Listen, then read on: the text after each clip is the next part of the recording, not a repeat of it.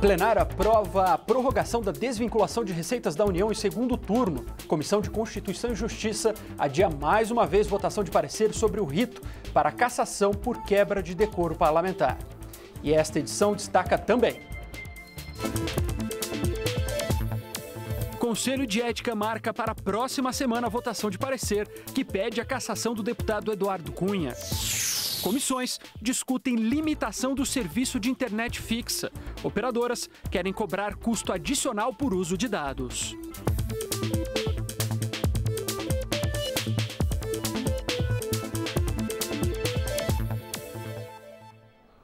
Boa noite, 20 horas em Brasília, o Jornal da Câmara começa agora.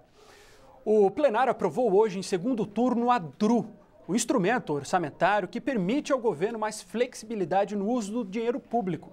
Nesta quarta-feira, houve muito debate, não apenas sobre a desvinculação de receitas da União. Os deputados também discutiram a situação do comando da própria Câmara.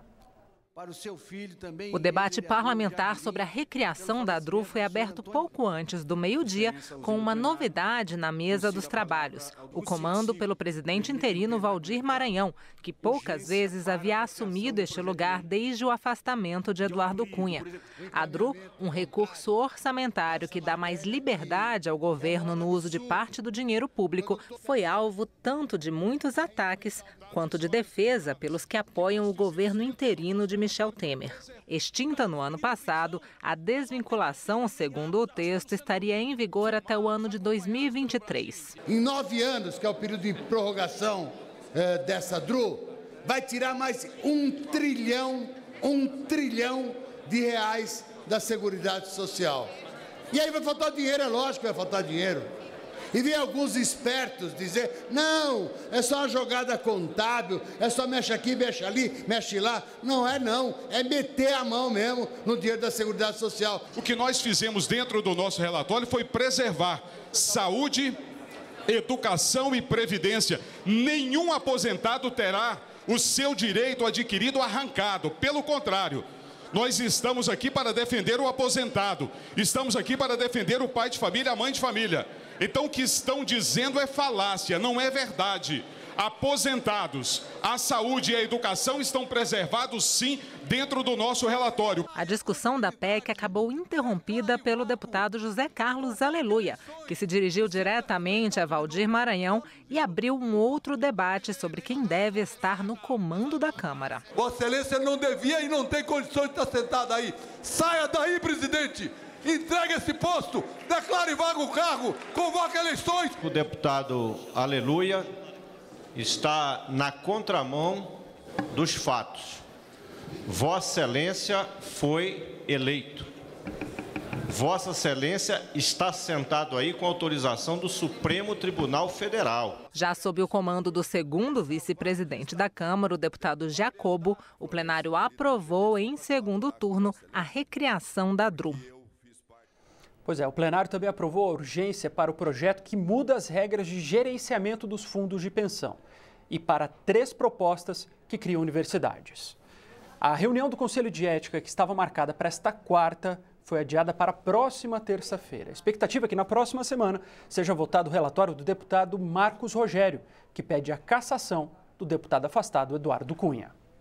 O presidente do Conselho de Ética, deputado José Carlos Araújo, justificou o adiamento. Primeiro, eu vi o presidente Jacobo com dificuldades para votar de matérias de interesse do Brasil. E eu não quis atrapalhar. Disse ao presidente que o Conselho de Ética não seria impedimento para que votasse as matérias que interessam ao Brasil. Segundo, o relator está examinando o voto do João Carlos Bacelar e esse voto tem que ser analisado. E para analisar um voto desse tamanho, tem que ter tempo para ser analisado. Então nós devemos fazer tudo sem assodamento para não sermos acusados, como todo mundo está acusando o deputado Eduardo, de manobrista. Eu não quero ser acusado de estar fazendo manobra. O relator, deputado Marcos Rogério, também defendeu o adiamento da sessão e negou que haja manobras por parte do presidente do Conselho. Esse processo é cercado de tantas manobras que agora aqueles que sempre manobraram reclamam do Conselho não deliberar.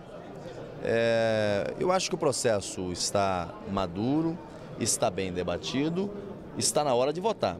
Acontece que nós tivemos um voto em separado apresentado na última reunião, é um voto extenso, que apresenta várias preliminares que devem ser encaradas, devem ser enfrentadas pelo relator e, no mérito, chega a uma conclusão que é a conclusão que esse relator também chegou, que houve quebra de decoro. Veja, os aliados do deputado Eduardo Cunha chegaram à conclusão de que ele faltou com o decoro parlamentar.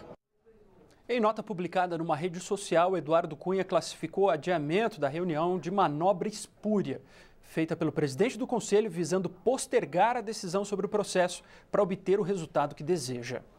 A CCJ adiou pela segunda vez a votação do parecer do deputado Arthur Lira sobre o rito para cassação por quebra de decoro parlamentar.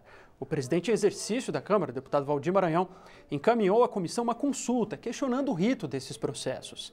A definição sobre essas questões interfere diretamente no processo contra o deputado Eduardo Cunha, presidente afastado da Câmara. O processo ainda está no Conselho de Ética e aguarda a votação final do parecer do relator, que pede a cassação do mandato. Está marcada para esta quinta-feira mais uma reunião da CCJ, que pode votar o parecer sobre o rito de processos de quebra de decoro parlamentar. O texto foi apresentado na segunda-feira, mas houve obstrução de partidos como o PSOL, o PT e a Rede. Deputados dessas legendas querem que a consulta encaminhada pela presidência da Casa à CCJ seja remetida ao Conselho de Ética. Eu espero que a CCJ não vote essa consulta, porque essa consulta não deveria ter sido feita à CCJ. Ela deveria ter sido feita ao Conselho de Ética, que é o órgão que regimentalmente deve responder a consultas sobre questões como essas. Então, a escolha da CCJ já é sim uma violação ao regimento. Alguns deputados também acusaram fraude na elaboração da consulta. Existem várias denúncias de que há presença de assessores de Eduardo Cunha, que sempre trabalharam com ele, escrevendo estas peças que aqui estão sendo utilizadas na Comissão de Constituição e Justiça, ou no Conselho de Ética, ou no parecer, talvez, do próprio deputado Arthur Lira. Ele precisa esclarecer isto. E se sai dos computadores de antigos funcionários de Eduardo Cunha, que é um deputado afastado pelo Supremo Tribunal Federal, essas consultas não têm qualquer valor. Todas essas questões atrasam a votação do parecer na comissão. No texto, o relator, deputado Arthur Lira, diz que o plenário deve deliberar projeto de resolução formalizado pelo Conselho de Ética e não um parecer. A questão é importante porque o relator afirma ainda que é possível fazer emendas ao projeto de resolução em plenário, desde que essas alterações não prejudiquem o representado. O relator afirma ter sido isento e falou do caso de Eduardo Cunha. Se eu decidisse pela prática da Câmara, que é fazer um parecer, que é o que ela tem feito nos últimos tempos, erradamente, parecer não recebe emenda nenhuma. Aí vamos supor aqui que saísse do Conselho a suspensão do mandato. Quando eu desse o parecer que na suspensão do mandato não cabe emenda, eu estaria protegendo o presidente Eduardo Cunha. Se desse uma posição ou desse outra, iria se colocar sempre em favor ou desfavor daquela personalidade, e não é o caso. Se houver um pedido de cassação de Cunha que chegue ao plenário, ele pode ser emendado para mudar a pena, minorar, diminuir a punição. Se for uma punição menor que vá a plenário, ela não pode ser agravada, não pode ser aumentada. Ou seja, é feito de encomenda esse parecer para salvar o Cunha. O relatório diz ainda que, no caso de haver rejeição do parecer no plenário, a proposição deve ser arquivada e absolvido o parlamentar que responde ao processo. O presidente do Conselho de Ética participou da reunião na CCJ. José Carlos Araújo, que marcou para a próxima terça-feira uma nova reunião para a votação do parecer que pede a cassação do deputado Eduardo Cunha, criticou qualquer mudança que a CCJ faça nesse momento nas regras sobre a votação do processo no plenário. A consulta é uma excrescência, é antirregimental, é uma excrescência, não pode os deputados quererem mudar a regra do jogo aos 49 minutos do segundo tempo. Nesta quarta-feira foi anunciada também mudanças de titulares da comissão. Todos deputados do Partido da República, o PR. Não é uma conduta indicável num momento como esse. Diferentemente do Conselho de Ética, porque lá precisa renunciar. Aqui troca a hora que quiser. As mudanças na CCJ repercutiram até nos discursos do plenário. Sabem que a consulta, além de inepta, não prosperará. E as mudanças já começaram. Saíram 2 deputados do PR e entraram 2 deputados do PR que, por coincidência, são também do Conselho de Ética. E que lá no Conselho de Ética votam contra a punição do deputado representado, Eduardo Consentino Cunha. Para atualizar o número, na verdade, agora são 3. Até agora, os deputados do PR que deixaram de ser titulares na CCJ são Jorginho Melo, de Santa Catarina, Paulo Freire, de São Paulo, e Clarissa Garotinho, do Rio de Janeiro, que está de licença maternidade. Eles foram substituídos por Laerte Bessa, do Distrito Federal, Wellington Roberto, da Paraíba, e João Carlos Bacelar, da Bahia. A liderança do PR disse que ninguém do partido vai falar sobre as mudanças na CCJ. E você vai ver depois do intervalo, Frente Parlamentar Mista da Agricultura Familiar se reúne com entidades ligadas ao setor para protestar contra mudanças no Ministério do Desenvolvimento Agrário. E você vai ver também. Comissão de Turismo debate medidas para convencer turistas estrangeiros a permanecerem no Brasil após as Olimpíadas.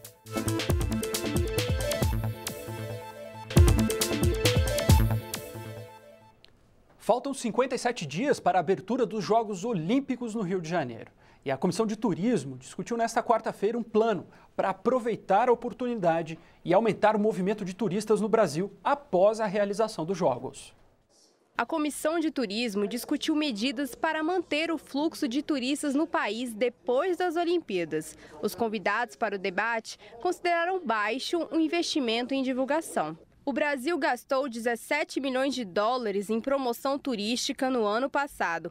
A Argentina, que não está sediando um evento desse porte, investiu 100 milhões. O presidente do órgão de turismo da Confederação Nacional de Comércio apontou estratégias para tentar reverter essa situação. As federações do comércio do Brasil ligadas à CNC tragam ou promovam o chamamento, o convite desses jornalistas estrangeiros que aqui vão estar nas Olimpíadas para que possam visitar esses diversos locais do Brasil que queiram se divulgar.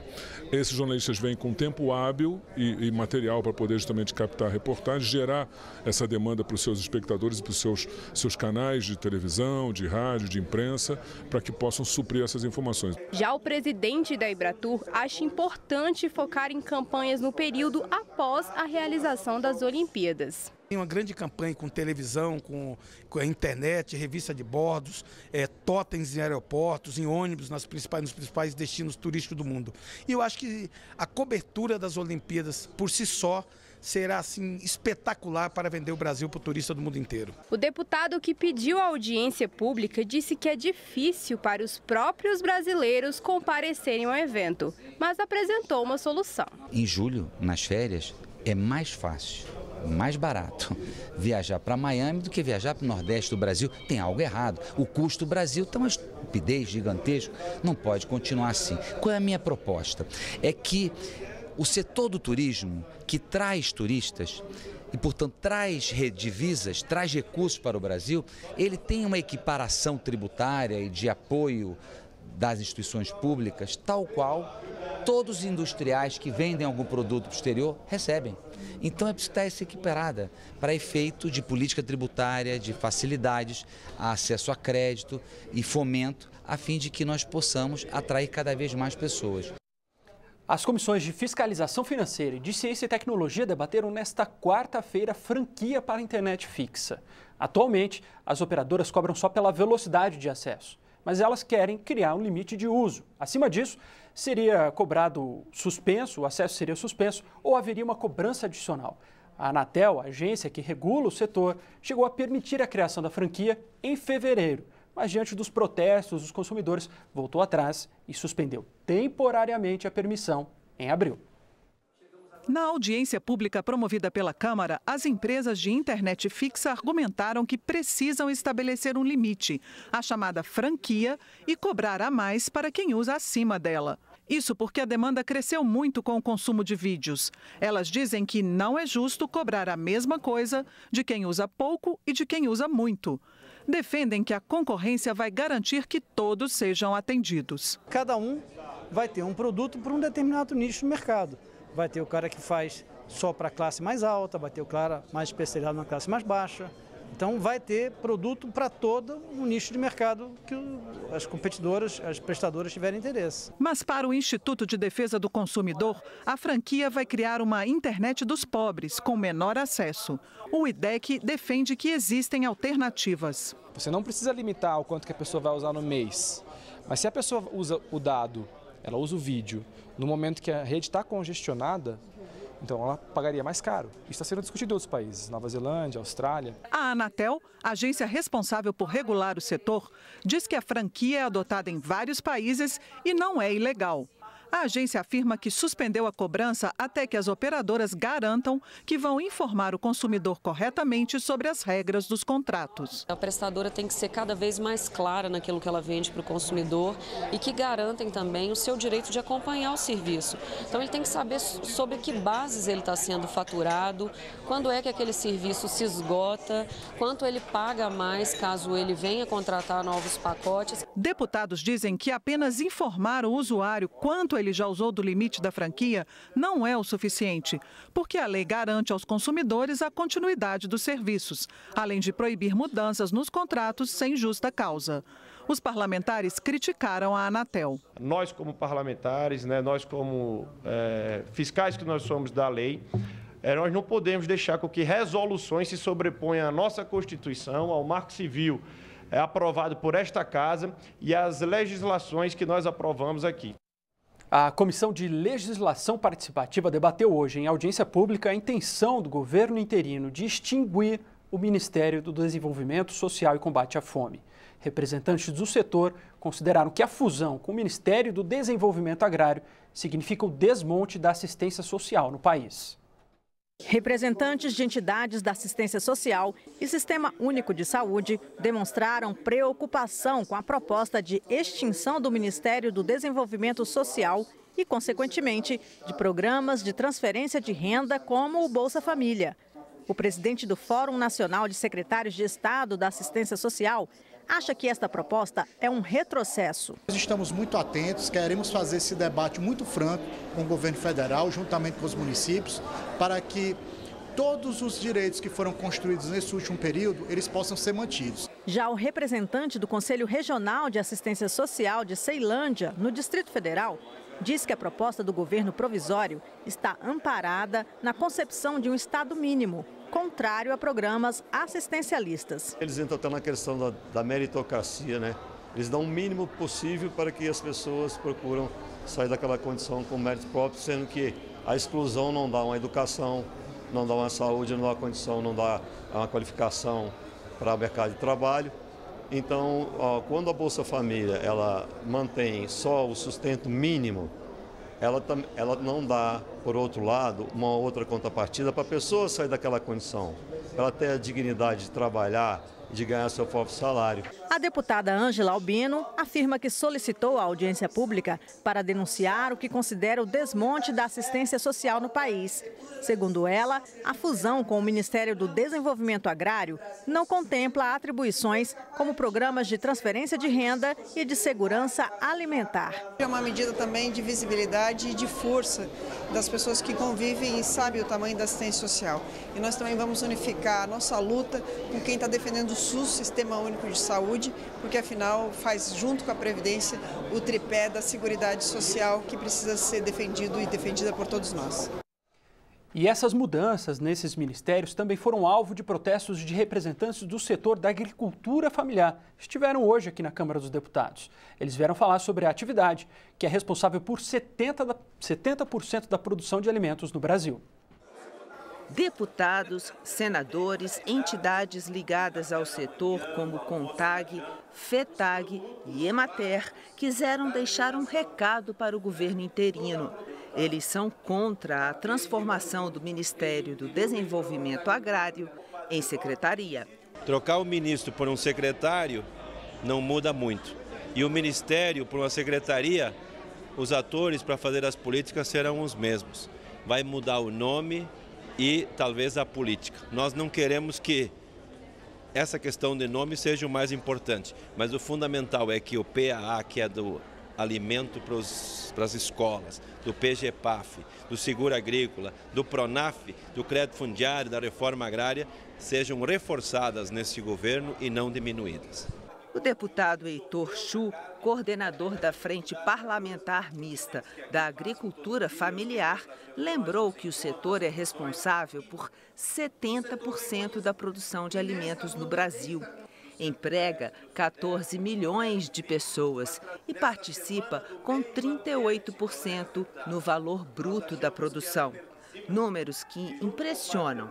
Para o deputado Heitor Chu, a agricultura familiar muda de um estado para o outro, mas também se complementa. Nós temos hoje uma grande biodiversidade, nós temos milhares e milhares de produtos que são produzidos em algum lugar pelos agricultores familiares, no outro lugar pelos ribeirinhos, no outro lugar pelos quilombolas, no outro lugar pelos indígenas, no outro lugar pelas quebradeiras de coco. Essa diversidade é que nós trouxemos aqui para dentro, com o apoio dos sindicatos, da Emater, da CONTAG, das federações, para mostrar ao Brasil de que nós podemos avançar muito em produção e produtividade e, inclusive, exportar esses produtos para outros países do planeta. E para alcançar uma meta tão ambiciosa, o deputado cita ainda os projetos que estão em tramitação aqui na Câmara. Nós temos diversos projetos que falam em especial da questão de infraestrutura, energia elétrica com luz e força, telefonia rural, a sucessão rural, políticas de apoio para que efetivamente a juventude possa permanecer no campo e, é claro, que não se mexa no projeto da Previdência Social, que é fundamental que as pessoas, homens aos 60 anos e mulheres aos 55, na atividade rural, possam continuar recebendo um salário mínimo de aposentadoria. Mas veja só, 1/3 dos alimentos produzidos no mundo vai para o lixo. No Brasil não é diferente. Por isso foi aprovada na Comissão de Meio Ambiente da Câmara uma proposta que obriga os produtores rurais a garantir o bom aproveitamento dos alimentos excedentes na sua propriedade. O foco é a alimentação humana. Os hortifrutigranjeiros representam quase a metade das perdas de produtos alimentícios. Por isso, um projeto aprovado na Comissão de Meio Ambiente da Câmara torna os produtores responsáveis pelo aproveitamento das frutas e hortaliças que não conseguirem vender. A prioridade será um sistema de bancos de alimentos que deve ser montado pelo governo. A relatora tirou as punições previstas na proposta original, porque acha que o objetivo deve ser conscientizar o produtor a cumprir essa função. Infelizmente, hoje nós ainda temos um problema sério de logística no Brasil. Você pega um pequeno produtor, ele planta, ele tem lá mexerica, né? Tangerina na sua propriedade. E aí ele colhe e ele vende e aí tem uma sobra. Nem sempre ele tem condições de levar isso aí e entregar em instituições de caridade ou em centros de triagem que fazem a limpeza desses alimentos. Então, você estaria criando uma lei que não ia funcionar. O autor do projeto entende que é necessário algum tipo de punição para que a medida tenha efeito. Na Comissão de Meio Ambiente, nós tivemos que abrir mão desta punição.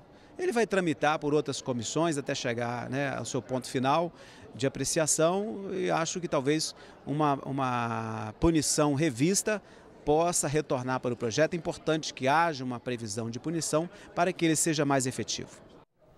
E esta edição termina agora. Para outras informações ou para rever as nossas reportagens, é só acessar a nossa página na internet. O Jornal da Câmara volta amanhã. Até lá!